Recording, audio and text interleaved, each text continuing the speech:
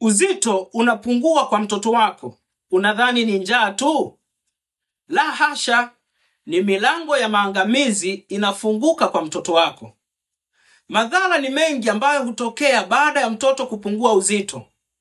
Na hapa ndipo ambapo unakuta mtoto kinga yake ya mwili inashuka na mtoto kuwa anaugua mara kwa mara. Lakini pia pale ambapo uzito wa mtoto umepungua, uwezo wa mtoto kujifunza pia huwa unapungua.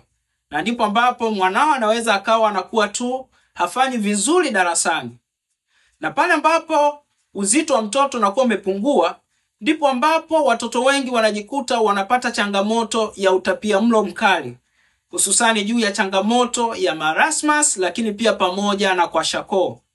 Na mtoto anapokuwa amepungua uzito, tambua ya kwamba mtoto huyu anaweza kujikuta anapata kifo ikiwa kama tatizo halitaweza kutatuliwa mapema. Sasa haya sio madhara ya mbali. Ni madhara ambayo yanaanza na kilo chache ambazo zinapungua na kupotea kwa mtoto wako. Mzazi, unapoona mtoto wako anapungua kilo, anapungua uzito, basi chukua hatua mapema. Kumbuka ya kwamba mtoto mwenye afya ni ulinzi wa familia. Mtunze leo, akutunze kesho.